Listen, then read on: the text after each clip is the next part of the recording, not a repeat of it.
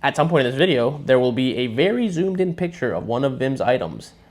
The first person to comment what that item is and guess it correctly will be receiving that item for free in the mail. Because I want to start giving stuff away. So bada bing. And if you guess it correctly, we will comment telling you that you won, and just email us your information. We will reach out to you via comments. Yeah, and then just send us your information in an email, and then we'll send it out to you. So just one of the many ways that we like to give back to you guys by giving away some stuff.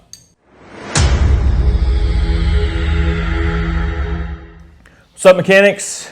Happy Tuesday. Welcome back to another episode of Tool Tuesday here at the Vim Tools headquarters. 76, right? Yeah. 76. We are chugging along with these episodes. Yeah. It's kind of nuts. We've been doing this for over a year now. It's kind of routine now, you know. It used to be a whole thing. Now we kind of just sit down and do it. Yeah. There's no planning. Obviously we pick which products we're going to do, but when it comes to talking, it's like there's no script. No. I think you can tell. You can definitely tell. We ramble way too much for there to be any type of structure to the dialect or to the script of it. Yeah, but tell them what's happening in the middle. All right, so a couple changes. We're trying to figure out how best to do this, and mainly what we're going to do is we're going to start answering Q&As in a separate video that is linked in the description, so you can go to that if you are interested or left a question last week, so that we can answer those questions in detail without boring all the other viewers who are currently watching to see only new tools and new tools only. That being said, that's part one. Part two is, at some point in this video, there will be a very zoomed in picture of one of Vim's items. The first person to comment what that item is and guess it correctly will be receiving that item for free in the mail. Because I want to start giving stuff away. So bada bing. And if you guess it correctly, we will comment telling you that you won, and just email us your information. We will reach out to you via comments. Yeah, and then just send us your information in an email, and then we'll send it out to you. So just one of the many ways that we like to give back to you guys by giving away some stuff. And it also helps us not have to put it back in the showroom. Yeah, so stay tuned for that. And also, we were taking a long time with the comments, so we decided, maybe we'll just put that. If you guys want to hear answers to comments, that'll just be in a separate video that you can go watch. Just click on the link in the description. Okay, today's what? Did you skip over the part where I said that? You did. I just reiterated it. I thought you forgot. I was like, no way this kid just forgot that I said it. I said it like 10 seconds ago. I just reiterated. Okay, then we're all good. On the same page. Okay, this is part 2 of Adapters Day. If you remember last week, we did some of the smaller adapters that we have. Today we have some of the larger ones. And also you got a thing there. That was a guilty pleasure of mine. I wanted to show it because I feel like we haven't marketed it correctly, and it's pretty cool. Okay. Well, you want to start with it? All right, so let's start with the fun item of the day. You have our MR jar here that you guys know about. Magnetic jar, 5-pound lid. You open that bad boy up. You have our MagRag 16BK. You can see it right there, MagRag 16BK. What the MagRag is exactly what it sounds like. It is a magnetic microfiber. Now, this might sound boring and very generic to a lot of you, but what it is a 16 by 16 inch black microfiber, so no more getting all gunked up and gross and nasty discolored. They're black. A lot of people like black microfibers, which is why we decided on black. It just happened to go with our color scheme too. Green outline, and now it's not just a normal microfiber, it's a magnetic microfiber. And what I mean by that is that we went ahead and put a magnet right here in the Vim tag so that you can stick it on the side of the cart, you can stick it on the side of the toolbox, you can stick it on the side of the lift, you can stick it on the body of the cart if it's not aluminum. There's plenty of ways that you can hang this bad boy up without ever having to worry about it falling on the dirty frickin' floor in your shop and then having to worry about scratching cars, yada yada. This way it keeps it off the floor. You also have the little hook if you're really that anal about it and you want to use the hook instead. And I know a lot of you are going to say, well, that's stupid. How are you going to wash it? Thought about it. There is an opening in the back, a little eyelet that you can go ahead and take the magnet out of. So you can go ahead and throw this bad boy in the wash and reuse it. Yeah. I think that was a pretty good spiel. Yeah, and most people, if you throw it in your toolbox, odds are your toolbox has some dirt and stuff that the microfiber will pick up also. So you just throw it on the side of your toolbox so that it's just kind of hanging in the air. It's pretty neat.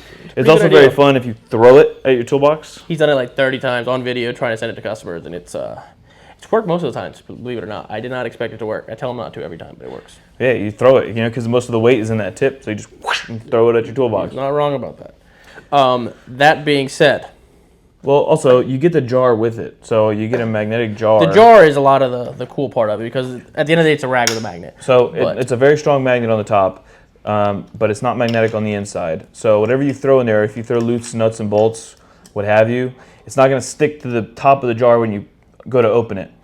So this will hold. You said it's a 5-pound magnet, but we've put a lot in here before. Okay, well you never say it's rated for something because it's the max you've ever gotten to. It's a very strong magnet, and it's just convenient. Throw stuff on the side of your toolbox, loose nuts and bolts, whatever you want in here. Throw it underneath the toolbox if you're trying to hide something. And from what I hear in those legalized states, it's smell proof.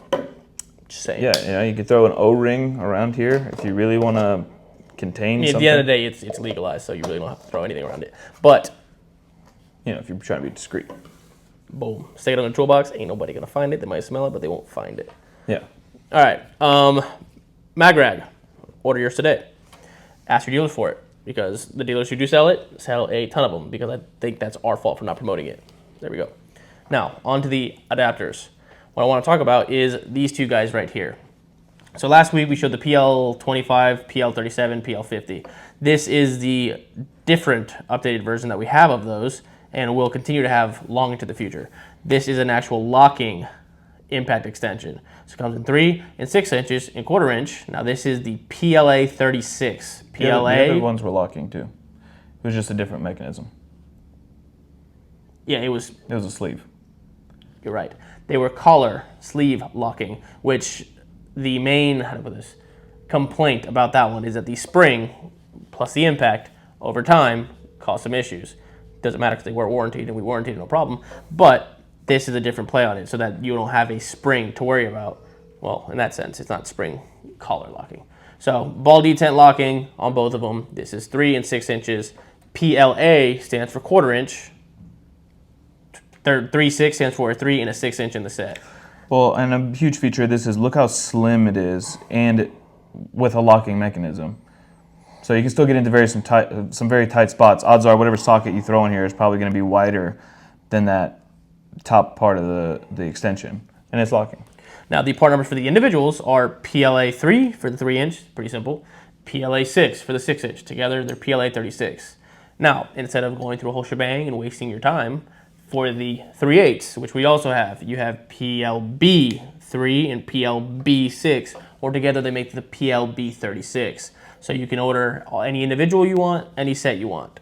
Alternatively, we do have a super long 1/4 inch. Well, not super long. It's 12 inches long, and that, as you can guess, PLA 12 is the part number. Those are our power locking extensions. Next, the DSPA 100. We've talked about the DSPA 200 a lot, which we have right here. Those have been super popular. We went through a ton of them in a very short amount of time, and we've talked about it a bunch, but we haven't talked about the DSPA 100 so much. These are dual swivel, pinless adapters. You have your 3/8 and you have your 1/4. These are made from S2 steel. Okay, they are satin chrome finish, so they're not rated as impact. But because it is a pinless design and because it is made from S2 steel, it will hold up. And if for whatever reason you have to warranty one, you're not going to get any grief from us. As you know, with a lot of our satin chrome items, they hold up. Yes, they do. So, as I said, it's very smooth. Obviously, it's pinless, so it's going to be a lot smoother than those pinned swivels. But you have your 3/8 and you have your 1/4 in this 2-piece foam set. Right into the 200. This foam is a little beat up. Well, because it's a sample, because we can't keep these bad boys in stock, so we got to keep a sample, and it gets beaten from show to people trying to rob us in the streets for them because they can't get them. So this one is impact. It is a black oxide finish, but sitting like this, it kind of works as an extension because it's fixed. Oh yeah. It's like a little 2.5 inch extension. But it is, but you have the option here to have it either fixed or swivel. And it is pinless or dual swivel. So you can get every pull out is what, 15 degrees, right? About. Yeah. So you need a little more reach, bam. You need less, bam. And now Although there's similar designs between the two of them, we do have an impact and a non-impact set. But the swivel is a little bit different in the sense that you're getting range of motion in different points of the actual tool. So they do, this one obviously swivels a little bit more than the first one. Yeah. So you have quarter, 3/8, and half in this set. DSPA 200. This has been out for like 6 months now. I mean, if you're a dealer, you know they sell. It's crazy how much they've sold, to be honest with you. And as an end user, if you haven't seen them, ask your dealer about them. They are hot movers because they do work and people do enjoy them. And I personally, we've had them for what, 4 months, 5 months? Mm-hmm. I haven't seen the first one back yet. Not to say that you won't. No, we haven't, actually. They're going to happen. I just have not seen it. I looked through all of our warranties that come in, all the different credits that we're issuing for any warranty. I haven't seen nothing. But that's not to say you won't. Go for it. When we say that something is we sold a lot of, that typically means people come back and order more. The dealers come back and order more because they see in their routes that these techs like them and that they're working well. So other people want to come and order more just because they've seen their buddy have them and they're working well. So we're not here to just say like, oh yeah, we sold a shit ton. No. That does mean that they're working well for people. So there's a reason. Honestly, what we found is that the initial orders from warehouses, you could call marketing. The repeat order from warehouses, you could call the product working. Yeah. And it's a pretty good rule to live by, and we did hit that with those. Yes, we did. So, one more.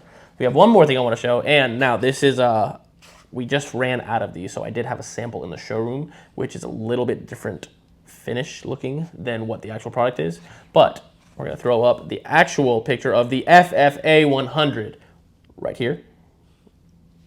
So you see how the FFA 100 looks. This is the sample that we had in the showroom that I'm going to use to show you.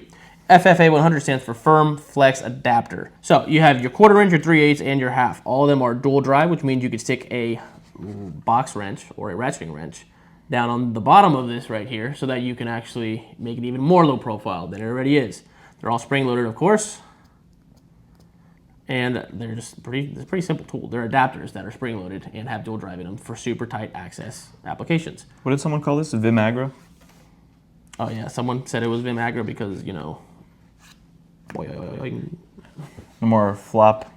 No more limp adapters. Now, the finished product actually does look like this. You have the notches in there to lock into our retention system for the dual drive. They have the black universal joint. What do you call these things? What do you call the middle? I don't know what you call them, but the middle of them are black, so they have a nicer finish to them. And that brings me to my next point. This is the final adapter of Adapter Tuesday. This right here is the same concept with the dual drive and the spring-loaded, the Vimagra, as they call it. You pretty much get about 90 degrees out of these, which is kind of insane because they are spring-loaded and you get the dual drive to make a super low profile. So when you combine it, that is quite the reach you get out of it. But yeah, and when you use them with wrenches, it doesn't add any height to its profile. So the wrench fits right over this, and the back part here will probably sits flush with the back side of the wrench. So if this fits in whatever space you need to get into, just like this, it'll fit with the wrench. You get about a 1/4 inch of just the outer hex, and then you get another 1/4 inch with using a wrench instead of a ratchet, because the ratchet provides an extra profile that a wrench wouldn't. Exactly. Whatever ratchet you're using, whatever the width of that head is the width that you're adding to its profile of like the total tool that you're using. But when you use it in a wrench, there's no height added whatsoever, so you can get into some really, really tight spots. And with this bit holder, I wish we brought a bit here. You throw one of our half-cut bits inside of this magnetic bit holder and put this inside a wrench, and it'll most likely still be lower profile than other tight access UJs, even a 10mm socket. So, I came back without a bit. I wasn't going to take more time and go to the showroom and do all that. You get the point. That's all the adapters we have for adapter part 1 and part 2. That is true. We'll have more as time goes on because we're always bringing in more stuff. So we're looking at some other adapters, other types of things. To be honest, my ego did take a hit. It took a hit because I thought that we made some pretty cool hats, but not as many as I would have liked to were ordered off the website. I think they're pretty cool. Yeah, reminder, we just got in our first PVC patch hat. So the last one we had was a leather and it was a Richardson, which is more of like a trucker hat.